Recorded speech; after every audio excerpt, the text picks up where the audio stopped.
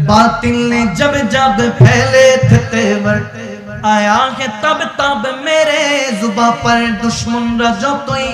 दुश्मनी करलो तो बात आमार मुखे আসলো নারায়ে তাকবীর আল্লাহু আকবার